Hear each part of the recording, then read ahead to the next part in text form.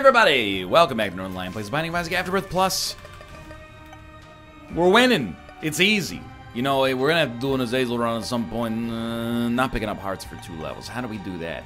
Surely, I mean, if we could just unlock Blue Baby, who doesn't exist yet, we can go 2 floors without picking up hearts.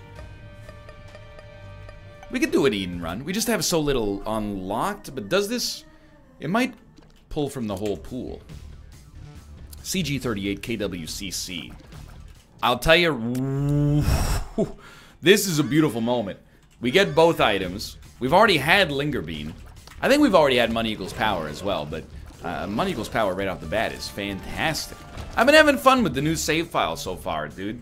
And, you know, part of it is that the runs are a little easier, obviously. So there's a little bit, it takes some of the stress of winning off. Because it's just like, here's the thing, it's very difficult to be so good at the game, you know, as I am, and as is very readily apparent. Because everybody expects you to win all the time, and like you do, but it's exhausting. Sometimes you just want to remember, like, what losing feels like. But unfortunately, no matter how hard I try, I just keep getting wins nonstop. Okay, people are gonna start to see through the fact that that is no longer a bit in which I ironically talk about how good I am, and instead they're gonna recognize the truth of that, which is I get to build myself up, and it feels nice. Anyway, Monstro, hello. I remember you. Hey, are you the guy from the tooth? Now Monstro's tooth, of course. The lore implications get deeper and deeper. Now, what I was looking for was, I don't mind this, but what I was looking for was an HP upgrade. Having not received an upgrade of the HP variety, I will say there's a chance that we could just, you know, actually unlock Eve. I kind of feel like Eve's one of those characters, and there's many of them as we've noticed so far, but one of those characters you kind of unlock by accident. I don't think we necessarily need to, you know, diligently plan for an Eve event. An event. That was a much better way to handle that pun. I'm not going to go to the shop, and the reason I'm not going to go to the shop is because there's no reason for us to spend our money. Our money is already paying dividends. It's like worth 0.6 roughly. 0.6 and a bit damage up. Dude, I'm a happy man. It's very nice. Nothing we could buy from the shop. You know they say, like, nothing tastes as good as skinny feels? Well, here's the thing. Nothing is as good from the shop as it feels to be strong. So, what am I saying? I didn't really think it through, okay? I tried. Bomb, please? I didn't even realize we started with Spider Mod, either. That's another story. You know what? 2 keys. We're not going to the shop. In all likelihood. We're not prioritizing the shop. Look at that. Well, if 10 seconds... whoops. Google DeepMind. If 10 cents is 0.58, that means we're getting 0.058, or let's just call it 0.06, for every single penny we pick up. Is that because of Bookable Isle? Or can we luck into the damage multiplier in another form? I don't know the answer to your question. And by your question, I mean my question. So you took having a conversation with yourself a little too literally. Let's see what we got going on in our item room here. Whoo! This one's popping. Pencil! Dude, 2 of my favorite items so far. Money Equals Power, Sharp Pencil. Pencil's extremely fun, especially as your rate of fire gets faster and faster. Like, the damage output from this is ridiculous. You get, and Spider Mod gives us a chance to actually analyze it. It looks like the shots that you send out from the pencil do double damage. It's incredible. I already liked it, but now I love it. You know what? Why not? Could be more money. Was a little bit more money. Little light on HP, and you know what? Not necessarily trending towards a great deal with the devil opportunity, given our lack of HP at the present moment, but we're trying to make it work. What's your favorite chore? I know this sounds like the worst topic of conversation of all time. But I think, you know, chores are something we all have to do. When I was young, I never had to do them. The reason was, I was an only child. I was spoiled, but not spoiled in the way that you hear about only children being spoiled, where it's like, I want a Lamborghini. No, it was more like, you know, my parents just never asked me to help around the house. And when they did, I would be like, yeah, I'll get to it, and then I never got to it. And my mom would just do it, and now I feel bad about it. But as far as, like, crappy teenage behavior goes, that's not that bad. Let's be honest. I'm gonna cut myself a little bit of slack for that. Give me Gimpy. Oh, we unlock Krampus. Scary. Now that I'm older, I have to do chores. Not because, and oh, thank you. We did it. People are, to some extent, probably commiserating. They're like, yeah, I get it. Your wife makes you do chores. I understand. That's a tough life. No, it's not like that. I mean, originally, like, there was a little bit of, yes, my wife prefers the house to be cleaner than I do. So I do, well, I think there's a difference, and it's not a husband-wife difference. It's like a clean person, not clean person. But I feel weird calling myself unclean, but you get the idea. But I also don't want to use the opposite vernacular, which would be like neat freak, normal person. I think she's the normal one, and I'm a little bit on the more slovenly side of average, but, you know, not derelict. But anyway, they notice. If you're a clean person, you can just notice dirt and mess faster than people who are not clean. And it's not that I like living in dirt. It's that literally, I can probably count on one hand the number of times that I've looked down at the floor and been like, I should vacuum. But if you're a clean person, I'm pretty sure that every time you look at the floor, you go, I should probably vacuum. And then you feel bad about not doing it for a while. I know it's hard for me to put myself in those shoes because I'm not a clean person. I don't want to say dirty person either, but, you know, I think there's clean people and people that are, I don't want to say they're unclean. Again, it's very difficult and tricky diction, but you notice dirt faster. I lived alone, and I lived in a house. When I say I lived alone, you know, I literally lived by myself in Korea, but also I lived away from my parents in school. But it's not, if you've ever lived in a college house, you know, it's not like everybody was like, yeah, I'll do your chores for you. It's like, you know, you gotta nut up and do your own stuff. So I did get used to doing my own chores, but I'd always just clean my apartment to my own standards, which were relatively low. But now, and there was a point with this bit, by the way. I know you're like, you've been talking about it for like 5 minutes. Where are you going with it? When I was much younger, I used to think, man, it must suck. That's really lucky for us. It must suck to be older and like have to, oh, take out the trash and rake the leaves, mow the lawn. And to some extent, I bet it does. Because I live in an apartment building and I do that deliberately so I don't have to shovel snow or rake leaves or mow lawns. You know, that's chores I don't want to get down with necessarily. Wouldn't it be great if we could just opt out and not do those? Yeah.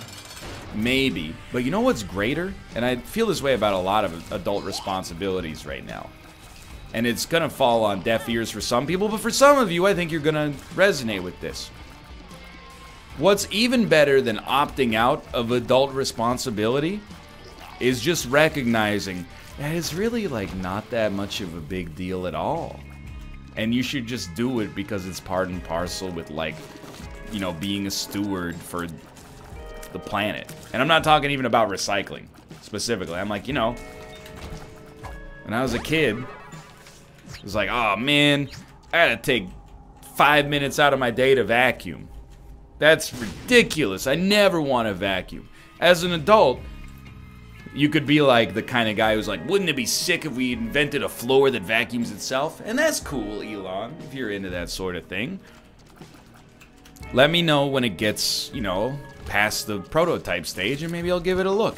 But what's even cooler than that is being like, nah, don't worry about inventing that. That sounds like a lot of work. What I'm gonna do, I'll just take 5 minutes. I'll vacuum, I'll put some music in, and it'll be fine.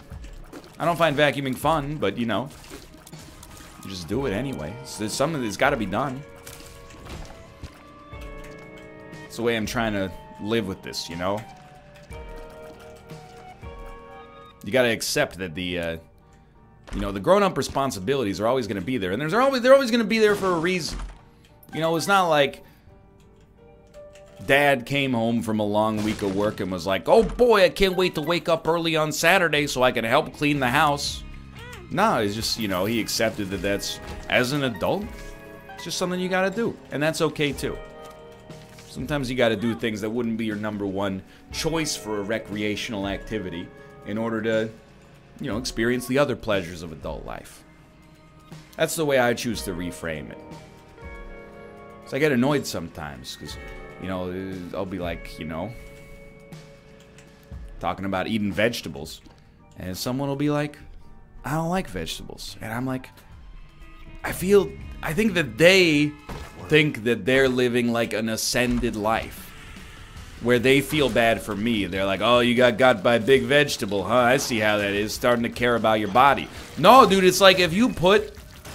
It's weird. I don't know if anybody else has the same feeling about this than I do, but that's why I'm bringing it up, is to find kindred spirits.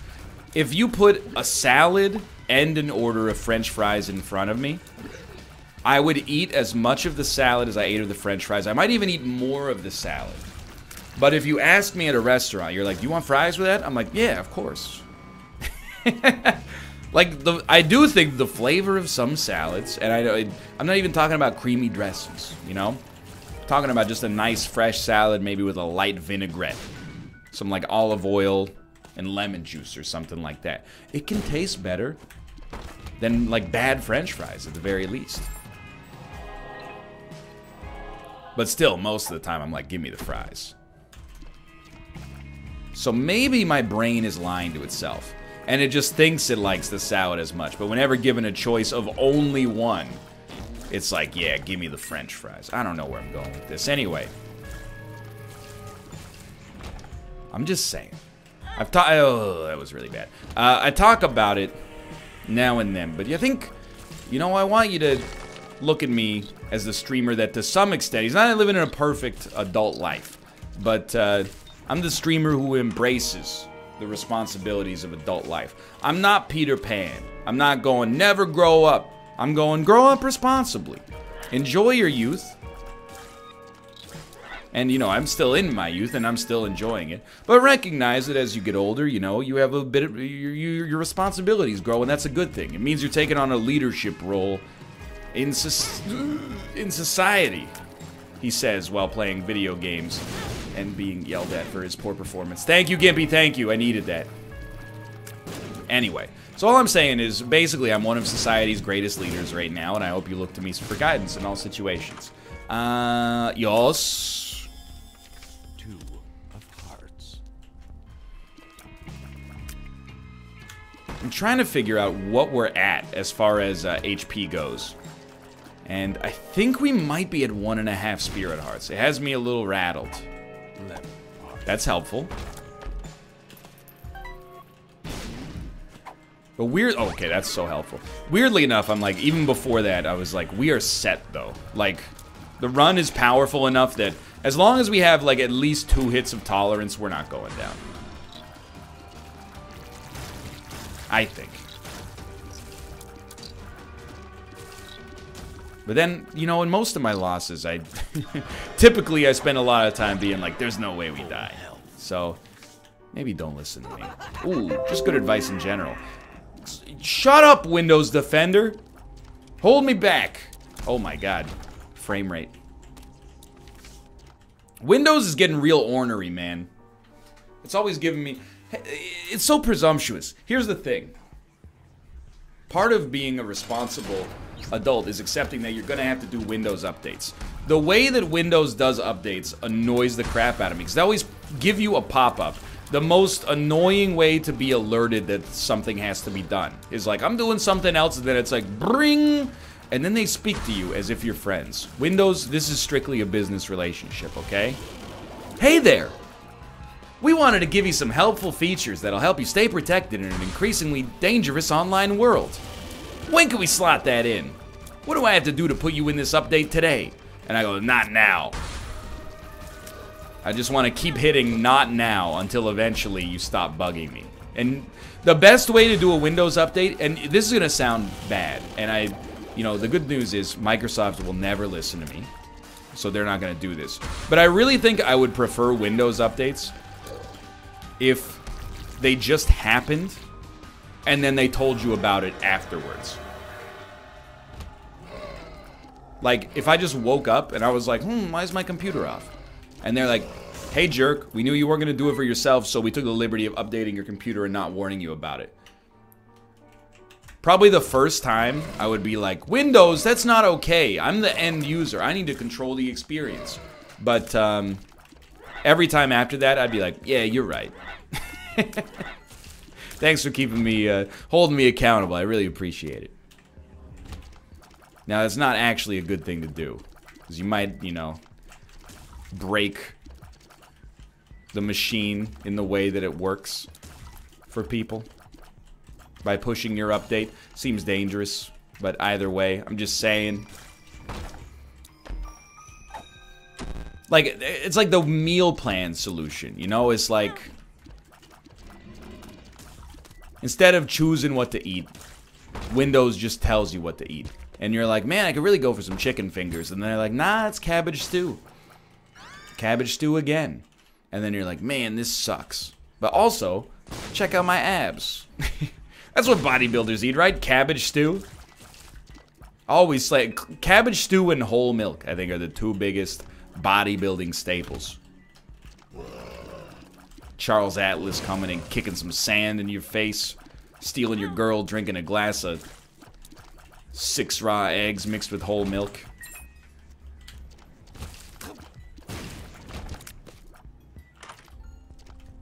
Yes? Reroll. I know we've got money equals power, by the way, but like, HP, kind of a historical problem for us here. And even without money equals power, I mean, look at this damage. It's still pretty good. We'll get more money. Happy to have Sackboy. By the way, I'm leaving. We have a chance at boss rush. Why not? I always thought it was weird. I know Rocky came out in like 1975, something like that, right? So Rocky is 43 years old.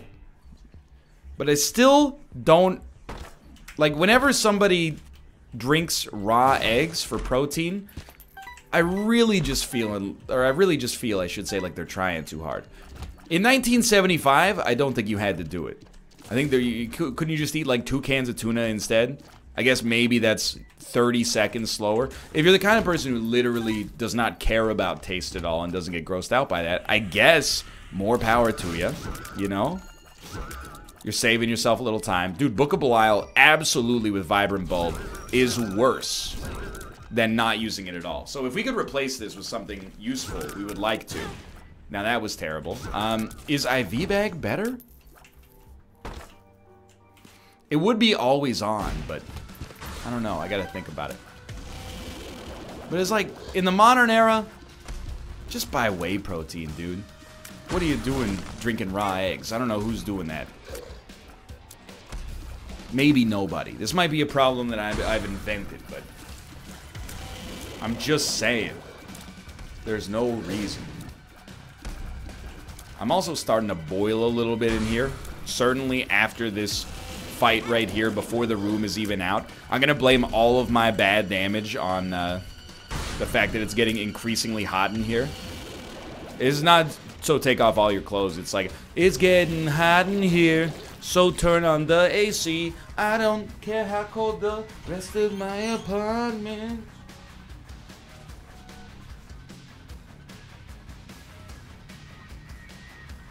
Oh, it's better already. Feels good. We have to diagnose. Why is this run kind of falling apart? We're taking damage, but damage, you know, sometimes it's a cause of a loss of focus, and sometimes it's a symptom of something else. I kind of feel like, and I mean, I did just spend about 45 cents, but I kind of feel like our DPS, particularly rate of fire, is so bad. I guess we did get a Tears downgrade pill earlier. That, it feels like this is just kind of bad right now. Like, you know what I mean? Our damage is deceptively bad, I guess is what I'm trying to say. Even though literally a floor ago, I was like, it was pretty good. So forget boss rush for now. Seems a little suicidal. We'll see, though. HP's been a little spotty, too. But that's where, you know, you're hoping Sackboy comes through in the clutch and saves you. Anyway, we never answered the question, what's your favorite chore? I gotta say, my favorite chore is garbage. Now, there's many options. Have I answered this question differently in the past? Possibly. But I will stand by taking the garbage down. Why? You get to go on a nice little walk. It doesn't take very much time. And in the end, you're basically just carrying something and then depositing it. And yeah, you know, I have to sort the recycling. Doesn't take that. It's like a 5-minute job, you know? Plastics go in the plastic bin. We have an organics container. We keep separately. We put all that in the organics bin. It's easy, you know? Doing the dishes, I like it. Because in the modern era, doing the dishes is just like watching TV productively. Put on something in the background, maybe youtube.com/Northernlion. Just as a personal suggestion. If you're interested. And then, you know, if it takes you half an hour, sure it takes you half an hour, but you also got to, you know, enjoy some pseudo leisure time in the process. My least favorite chores are definitely chores that you can't do while also doing something else. That doesn't mean I won't do them. It just makes them a little bit more annoying. For example, vacuuming's a good one. Vacuuming, I find it a very frustrating chore for 2 reasons. Well, really for 1 reason. The reason is that it's noisy. And you can get quiet ones, but the quiet ones aren't as good. Like, we have a really good vacuum cleaner. It's so loud. And then we have a wireless vacuum cleaner that's pretty good, but it's not good enough to be like your only vacuum. That's right, we got 2 vacuum cleaners, okay? Don't spread that around. I don't want people to know. Cracker Jacks. No thank you, sir. Wiggleworm. No thank you, sir. Extremely. Wiggleworm is a tiers upgrade, though. I did not know that. This is very tough, but I think if you looked at it logically and you put yourself in my shoes,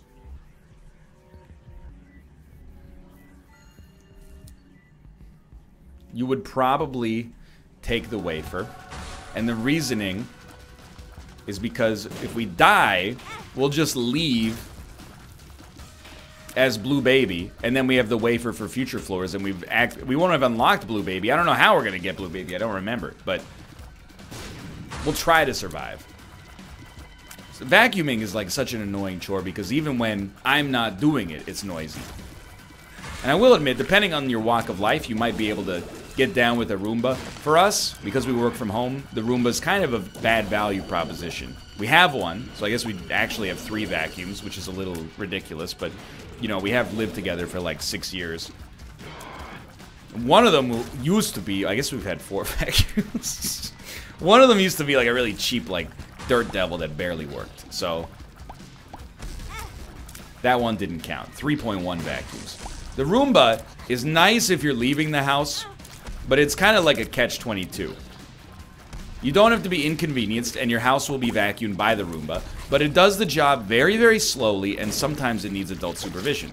Sometimes the Roomba gets stuck on things, it gets, you know, under your bed, or it wedges itself under the refrigerator or something like that, and then goes, move Roomba to new location. You know what? End me. I'm ready to go. I'm ready. Realistically, that was not going to work. Now we're Blue Baby, which is fine. Nothing wrong with that. So the Roomba, I recommend it with an asterisk. And the asterisk is, you know, if you're using it and you're not in the house, it might work okay for you. At home, like, I would rather vacuum because it'll only take half an hour at most. The Roomba is going to take 2 hours. It's not going to do a fantastic job of it. I don't have to do anything for it. But I'm still, like, because my job involves audio, it's not like I could just turn the Roomba on and then be like, hey, everybody, because then, you know, you're going to hear, tunk, tunk, tunk, tunk. That's it trying to enter through the door. And I'm like, no, Roomba. There are various class of Roomba as well. I will admit, I think we have one of the cheaper Roombas, so maybe the really good ones actually do a, or really expensive ones, I should say, actually do a much better job. I wouldn't know, to be honest. This run is a little spotty, and I didn't think it would be, but somehow we have turned like a near guaranteed win into something a little bit more dubious. So this is like half a spirit heart for a huge stats upgrade. We've only got to get through one more floor. Like, this might sound ridiculous.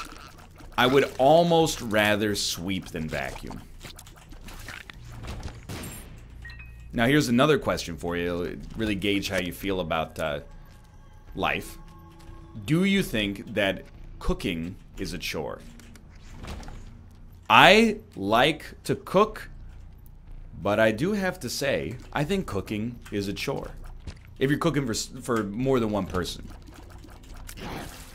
You know, if you're cooking for yourself, I might consider it not a chore. Because it doesn't have to be done to maintain cleanliness. You could always just eat, you know, a handful of peanuts every 3 hours, or like a bottle of Soylent every 4 hours or something like that, and get a relatively complete nutritional profile. But yeah, I guess it is a chore to some extent. But cooking, I approve of. You know, there's some people out there that, like, when they divide the dishes up, you know, they're like, I'll wash you dry. There are people out there that actually prefer to wash dishes. Many of you are probably watching this video right now. Are you out of your mind? You would rather wash dishes than dry dishes? Why? I need to hear your reasons. Here, and in the meantime, I'll argue the opposite case, okay? Drying dishes owns, because it's the easiest thing in the world.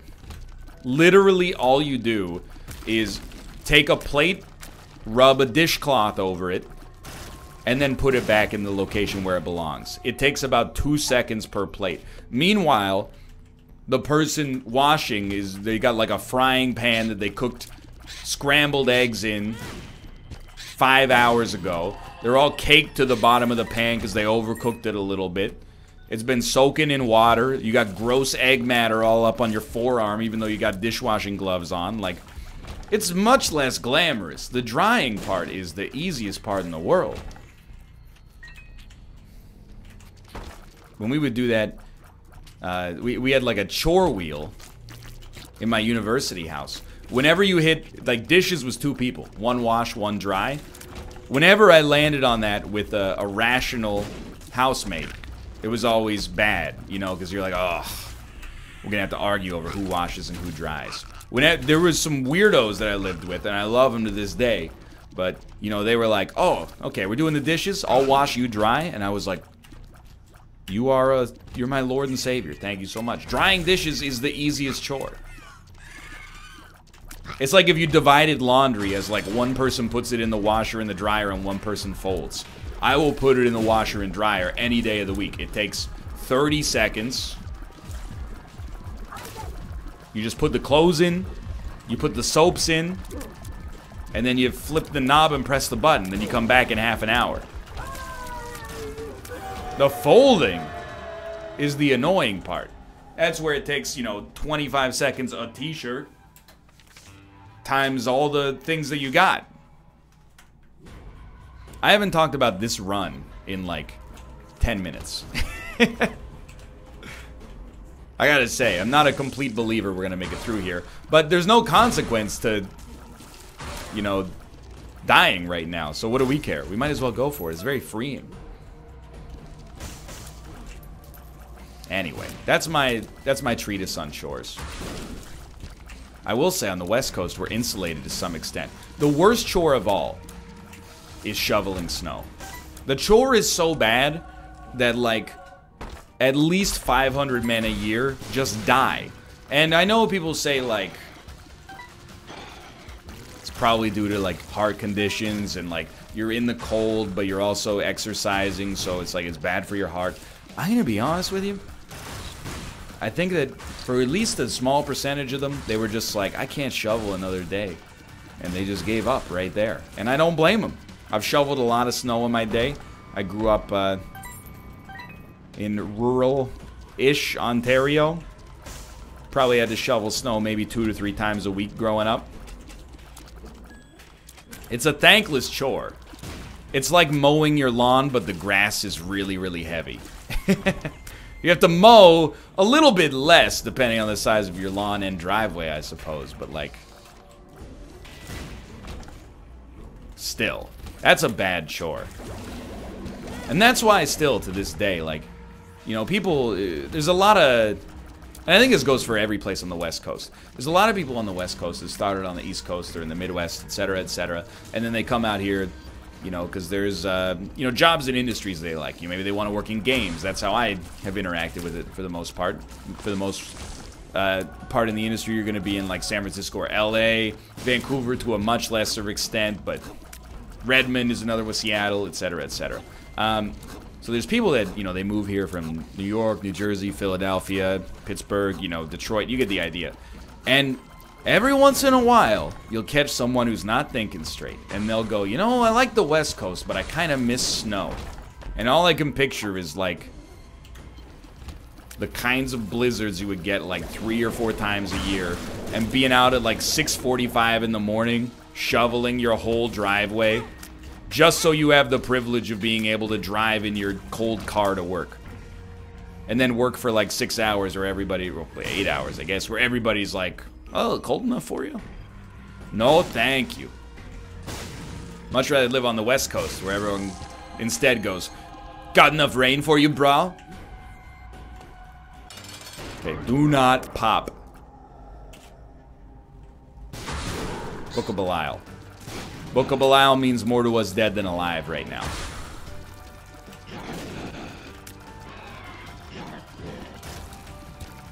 Very, very nice.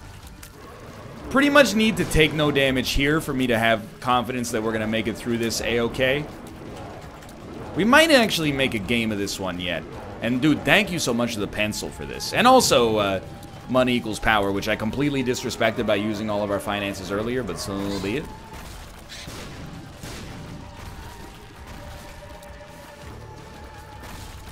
Don't step on me. I had confidence we were not going to be stepped on there. Dude. Lucky us. Hey, for now, thanks for watching. A little surprised we made it through that. We got Forget Me Now. And that's it. If you enjoyed the episode, click the like button. It helps out a great deal. Of course, subscribe if you want to see more in the future. For now, still no blue baby. Thanks for watching, and I'll see you next time. See ya.